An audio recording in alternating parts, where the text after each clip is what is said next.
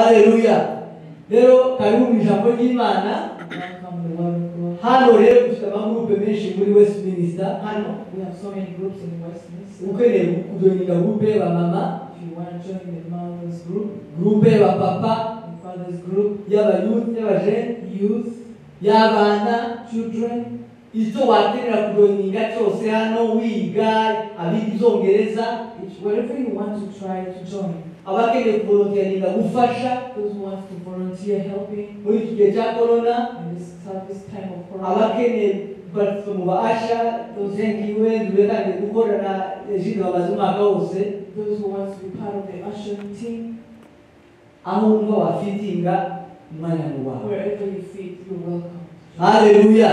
Amen. Kuko icyo dukeneye ni integration, kwintegra muri sosiyete y'abanyamerika. Because what we need is to be integrated in the American society. Kuko natangi Imana ikaduhamagara kuzana ubuzutse muri Amerika, tutagomba guhora iriya hirya twebwe twikingiranye, tugomba guparticipa. Niyo mpamvu tuza muri serivisi ya kabiri, abandi bakaza mu ya mbere. Hari n'indi ya saa moya yo mufitingamo gutera flexibility yawe, noneho akarusho tukagira n'iyacu y'ururimi rwacu. So you are welcome to join in the session. This is 7 o'clock, there's the second service, there's all that. Anywhere you want to go, God is ready to use you as a revival in this country, to revive this country. Amen. Numvishije ntatangira kubwiriza atabuze ibintu, ndashima Imana ko naguze computer shasha. I thank God that God new laptop. Haleluya. Amen. Ndabona abantu biga bashima utuntu twose, ariko nari gusanga no gutahura ibitangaza. I always see people thanking God about everything, but I think there's a secret behind thinking. Urabona bya bintu mutabizizi. Do you see this? How we Izo ni gusoma hano ntabwo umuntu abisoma hano. I'm reading here, you're also reading there. Icyo nibagirwa muraba mwagisoma. What I forget, you will get it over there. Icyo nibagirwa Patrick yaba yifashe kuri kamera. What I forget, Patrick is going to project it. Haleluya. God is good. Uyu munsi turakomeza inyigisho zacu twatangiye mu minsi ishize. Today we're going to continue with our teachings we started last time. Zivuga kwizera. Let's talk about faith. Dusome mu gitabo cy'Abaheburayo Let's read in the book of Hebrews. ibice 10 umurongo wa mbere. 11 from verse 1. Naravuga ngo kwizera ni ukumenya rwose ibyiringirwa udashidikanya ko bitazaba, kandi niko kuduhamiriza ibyo tutareba ko ari iby'ukuri. Nushaka ureke barasomye. Haleluya. Sishaka gusubira twarahaganiriye ubushize. Yes. I don't want to go back because we talked about last time. Twavuze ko kwizera ari ukumenya. We talked about faith is about knowing. Kandi kumenya ufite ubushizi bw'Imana. And knowing when you're boldly, Na confidence. with confidence, Udashidikanya. without hesitation. Tuvuga yuko kwizera We talked about faith. ni ukuba mu bintu utarabitunga. It is having things without owning them. Ni ugutunga imodoka, ni ugutwara imodoka utarayigira. It's feeling driving and yet you don't have a car. Kwizera ni ukwambara urukweto, ni ukwambara umwenda, ni ukugenda muri Amerika ugituye Kicukiro. Faith is when you're driving a huge car, walking when you're still in Kicukiro. Yesu ashimwe. Praise God. Uko niko kwizera. That's faith. Kwizera ntigusaba ngo ugire ibintu bifatika ngo ushingiraho kugira ngo ugire kwizera. Oya. Faith doesn't necessarily having things that you can feel and touch. No. Mfite bene wacu utuye muri Amerika bishoboke ko azongereza invitation nkagenda. I have somebody who lives in America. I feel like he will send me an invitation and I'll go. Uko si ukwizera. That's not faith.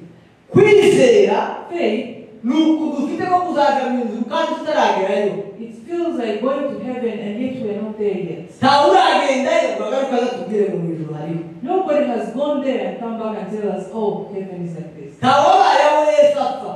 Nobody is alive during the time Jesus was crucified. Ntawe wabayeho Imana irema. Nobody was there when Jesus was doing creation. Ariko turabyizera. But we trust and have faith. Kandi tukabinezererwa. And we feel happy about it. Kandi dushidikanya. And we don't hesitate. Uyu munsi rero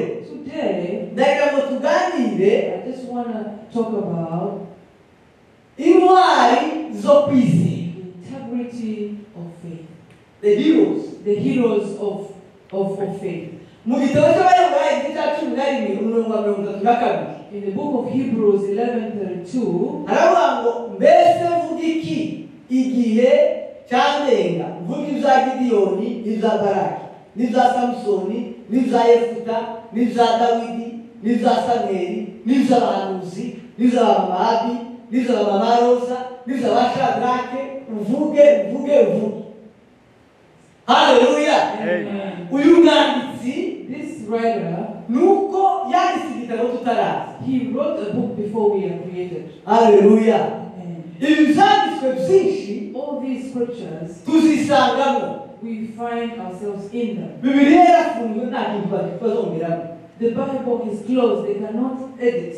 Ariko ukunasoma mvuga iki But the way they are saying, what can I say? izo kwizera abantu bakoze. Things of faith that things people have done. Haleluya. Bwaca bukira. It can be day and night. Ariko uyu munsi But today, ndashaka ngo tuvuge kwizera guca mu muriro. let us talk about the faith that goes through the fire. Yesu ashimwe. Praise the Lord. Kwizera guca mu muriro ntigushye. The faith that you go through the fire and you don't burn. Kwizera Faith, muraza ko mu bintu bikomeye cyane. you will hear things. Muri iki gitabo cya Daniyeli In the book of Daniel, igice cya 3 n'umurongo wa 22 3 verses 27, urasoma hariya. reading. Ariko dusubiye inyuma But when we go back a little, uhera ku murongo wa 16 starting from verse 16, niyo nshaka kugira ngo mbabwire tutaragera mu muriro, mbabwire ikibazo cyari gihari kuri aba basore. before we get into the fire, I want to tell you what had happened with those boys. Aba basore bari abanyagano, Those boys were captives. ntibari mu gihugu cy'iwabo, They were not in their own country. noneho bagira ikibazo. And they had an issue and a problem. Haza itegeko rivuga ngo abantu bose The law, baragira igishushanyo, the law came and said everybody will worship the idol. kandi umwami Nebukadinezari arabyemeza. And the Nebuchadnezzar, the king, he put a law on it, signed it. Nta muntu n'umwe mu gihugu cyose wahakanye. Nobody would say no in the whole country. Reka mbizane nk'ubu turi muri Amerika. The way we're in America, let's give an example. Perezida w'iki gihugu The president of this country. akavuga ati mwese mugomba kuramya igishushanyo, And he says that everybody has to worship the idol. kandi abahungu ari igishushanyo cyari kiri cyari mu hantu mu kibaya, ahantu hanini harangiza. And for those boys, where that idol was in a big area where everybody would come and worship. Baravuga ngo nibavuza amakondera, bakavuza amafirimbi, bakavuga izo bavugaga bagacuranga, umuntu wese apfuka aramya icyo gishushanyo. And they said that when the time comes and everybody brings the whistles and do everything, everybody will bow down. Ese bibaye So if this happens ino muri Amerika, here in America, bakavuga ati umuntu udapfukama ngo aramya igishushanyo, and they say that someone who is not going to worship the idol, reka mvuge ngo bazamusubiza muri Afurika. and it will be retired back to Africa. Sizaba bikomeye. It will be very, very tough. Bakavuga ati noneho apana gusubiza muri Afurika, turabashyira mu muriro waka. Now, this time is not about returning to Africa. We will put you in the furnace. Hakaba hari abasore batatu rero buzuye umwuka w'Imana, There were three gentlemen who are filled with the Holy Spirit, bafite kwizera. who had the strongest faith. Arakongera avuze igihugu cyose kirapfukama. When they whistle, the whole country just bows down. Baba bahungu basigara bahagaze. And those boys remained standing. Umwami agatumaho, And the king called on them. arabwira ati reka mbahe chance ya kabiri. And he said, I'm giving you a second chance. Biden atumye kuri Shadrake nanjye turagiye muri White House. Biden called Shadrach and Pastor Etienne in the White House. Niko sasa uko bimeze The way it is, urashobora kuba mutumvishije wenda igihe bacuranze you didn't hear how they raised the trumpets. ubutaha nibasubira mupfukame ndabahaye chance mupfukame urayishushanya The next time if that happens, I give you only one last chance. nta mwana yabakura mu maboko yanjye Nobody will take you out of my hands. b'abahungu Those boys, bari buzuye umwuka w'Imana they were filled with the Holy Spirit. bari buzuye kwizera They were filled with faith. ibi bintu mvuga ubu nyine turashobora kuba twatwinjira muri izo periyode. What we are talking about, maybe we are getting into, we are approaching into those periods. hari ibintu byinshi ubu nyine bihari tuba dupfukama tugatima. There's a lot of things that will make us leave. We will be worshiping God back. swata amafaranga Maybe money, swata imiryango yacu families, amaporoje projects, umuntu agafunga someone closes, umupasiteri agafunga the pastor closes, umubishopu agafunga the bishop gives up, agasezera akavuga ati jewe no ndagiye. they all give up and say, I'm going to go. turiho muri amerika You know that happens. turiho muri afurika iwacu You know that happens in Africa. ukibagirwa And you forget. ariko abasore urukuntu basubije umwana But listen to how these men, gentlemen, babwiye umwana ngo nyagasani they told the king, he, God, nyagasani ko Lord, imana yacu yashobora kudukiza our God can heal us. yashobora kudukiza ayo maboko yawe wavuga Our God can heal us, those hands you're talking about. ariko nubwo itadukiza But even if he doesn't, ntibishoboka ko twaramya ibishushanyo. we cannot worship the idols. aha ngaha turiga ibintu byinshi cyane Here, it means a lot of things. ni kangaho usenga How many times do you pray ibintu bitaba when things don't happen? ukivombota And then you begin to talk ugakwishonira imana and you begin to question God. ukabwira n'abantu uriya muntu aho yasengeye And then you begin to tell people that where you prayed, ko ntakiraba nothing has happened. imana ye ntiza yumva Isn't there God here? ariko ndagira ngo nkubwire But I just want to tell you, hari igihe imana yacu izinaceceka there are times God says doesn't talk, silent. hari n'igihe idasubiza There are also days He doesn't even answer. hari n'igihe bituma tunyura muri izo situwasiyo by'izo waciyemo There are even sometimes I go through situations that I went through. hari n'igihe reka tukamurara There are days He even don't let us eat. It just. hari n'igihe ziri ubuzima ngo blessing blessing blessing. There are days also He says blessings, blessings, blessings. hari n'igihe ukunda imana wisera imana blessing zikabura. There are days you even love God and worship Him, but blessings disappear. abahungu bari bazi imana neza But these boys knew their God. niyo mpamvu bavuze ngo nubwo itabizi That's why they said, even if our God doesn't, nta kibazo no problem. imana senze igasubiza ni byiza When I pray, God answers, it's good.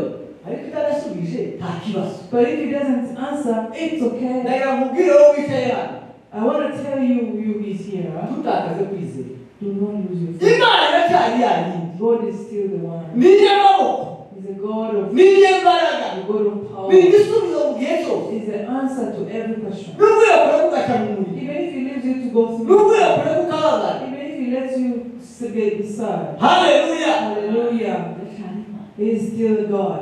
b'abahungu barabafata n'ukuri bakamurira imana. And they got those boys and they put them in a furnace.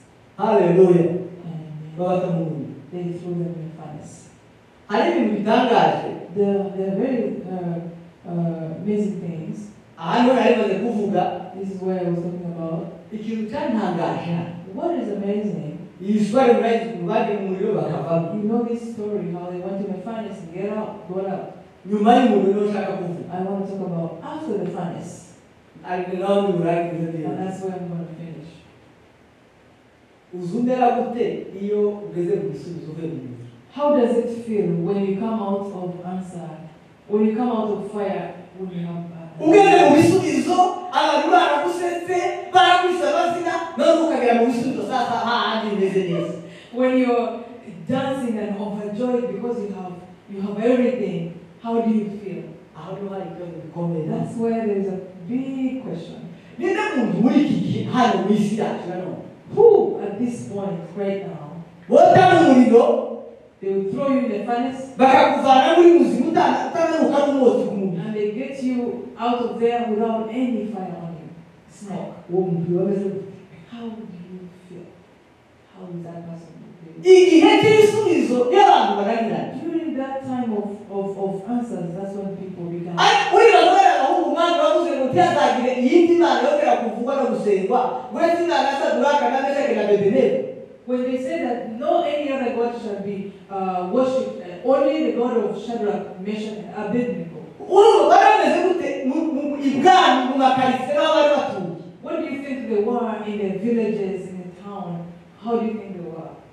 Ijambo ry'Imana ntabwo tubyiga gusa, We don't read the word of God just like that. turaryiga ngo turyigireho, turyigereho, twipime. We read it so that we feel it and we feel within that word. Hari umunsi Yesu yohereje abigishwa 70 kuja muri stage kuja gukora kwigisha. There was a time Jesus sent 70 disciples. Bagarutse baramubwira ariko uzi ko basaze atwirukanye abadayimoni twakubita ibitandaro z'abantu. And they said, oh, we went out there and we beat the demons and things happened. Nuko tumeze natwe. That's how we are too. Ariko abahungu, But these boys, hagati aho Yesu yari yabishaka mu kumwemezerwa kuko abadayimoni babumvi bishimire ko amazina yanjye yanditse mu gitabo cy'Imana. Amen.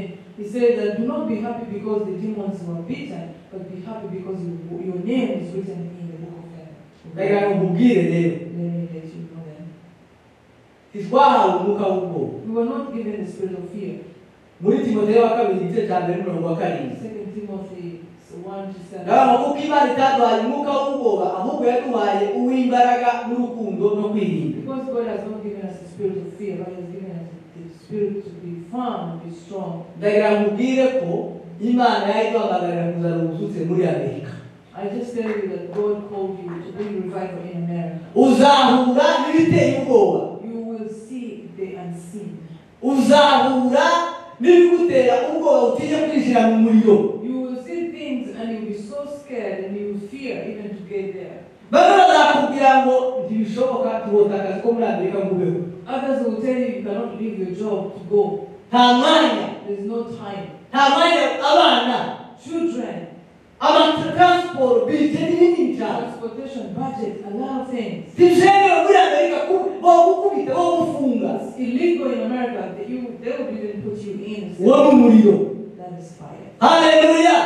Ariko Imana igashaka ngo tugire kwizera kwinjira mu muriro. But God wants us to have faith, the faith that gets into the fire. Imana yagaragara ni byiza. Whether you say God is good, Imana yatureka ni byiza. when God leaves us, it's okay. Imana yatabara ni byiza. God rescues us. Imana yategeka ni byiza. God is silent, it's okay.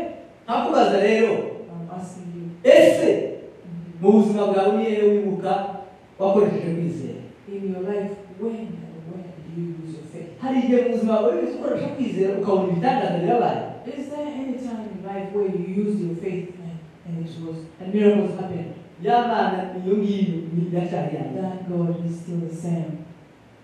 Twiteguye guhamya kwizera kwacu. We are waiting on. Are we ready? Are we ready to praise our God? Hallelujah. Ikindi mbaza, ivugabutumwa muri Amerika bisabye kwizera kwinshi. Evangelism in America requires a lot of faith. Amen. Muri Kenya nigeze kugira ikigeragezo. Niba ari ikigeragezo simbi. In Kenya, there was a time I had a problem. Twari mu rusengero. We were in the church. Haza abashyitsi bavuye i Bugande bahora babakira. There are people who came from Uganda, the evangelists, and nobody were able to take them Kubera ubushobozi. because of lack of resources. Nkaba nifite amafaranga 700 mu mufuko. I only had 700 Kenya shillings. Yari itike kuja kuri UN mu gitondo. It was a ticket to go in the morning to the UN Kuri appointment. on the appointment. Iyo baguhamagara muri Kenya kuri appointment. When they would call you to go to the appointment, Hari baguhamagara. it means a lot. Even if you're sick, you Turasirimba mu rusengero umwuka numaramwe mu mitanzo faranga gufasha abakozi b'Imana bari mu Bugande. and we danced, and then the Holy Spirit told me, get that money and give it to those gentlemen. Kini kipimo kabisa. And I said, this is hard. Fati faranga ndazitanga. I got the 700 and I gave it out. ndagira ngo mama arazuka twasuza naho ngatabura mungu wawe ari ikibazo. And I was with mom and everyone like, your son is just crazy. Hallelujah. Amen. Kwizera guca mu muriro. Faith that goes through the furnace. Bari kugera mu rugo When you go home, abantu bampamagara people called me mufite magana 500 that I have 500. ndashaka kukublessinga I want to bless you. mfite magana 1000 I have 1,000. twagiye kuri we mu gitondo ufite 2,000 We went to the new one and had 3,000 insurance. Hallelujah. Amen. Kwizera Faith kuzaguca mu muriro kigusha. goes through the furnace and never burn. Hallelujah. Amen. Kera musenga Imana. Let's pray. Niba ufite kwizera guke ndagira ngo musenge. If you have low faith, I want to pray for you. Niba ufite ubwoba ndagira ngo musenge. If you are scared, I want to pray for you. Niba ucitse intege wumva ko bitagishoboka ndagira ngo dusenge If Imana. you are discouraged, I want you to pray. Hari aho wumva Imana yakubwiza ukaba utahagera ndagira ngo dusenge Do Imana. you know where God has told you to go and you haven't got there? Let's pray. Imana yacu ni nyamaboko. God is a God. Aho iraje babagarira kuja muri Amerika ejo twari muri Tennessee. The other day we were in Tennessee. Twari tuzi ko bidashoboka. We thought it was impossible, Ariko zarabaye. but it happened.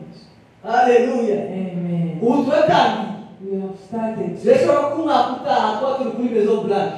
Maybe next year we'll be on the White House. Hey, hallelujah. Amen. Muri tayari. Are you ready? Ndagira ngo kwizera kwacu kugira kwizera k'ubwoba. I want us to have bold faith. Uwiteka Mana yacu Mana nziza. Uri umwizerwa umamana n'ijoro. Nta mbaraga ziriho, nta biteye ubwoba bishobora kurogoya umugambi wawe ku buzima bwawe. Utwongerere kwizera nawe. Ijambo ryawe mu gitabo cy'Abaheburayo ngo izo ntwari zose izo zakoze zose babitewe no kwizera. Manura Mwuka wawe wera atwuzure, adutinyure, adutere nawe ushaka kugira ngo tuzane ubuzutse muri Amerika. Icyubahiro kibi cyawe mu ijuru, icyubahiro kibi cyawe mu isi, none n'iteka ryose. Amen.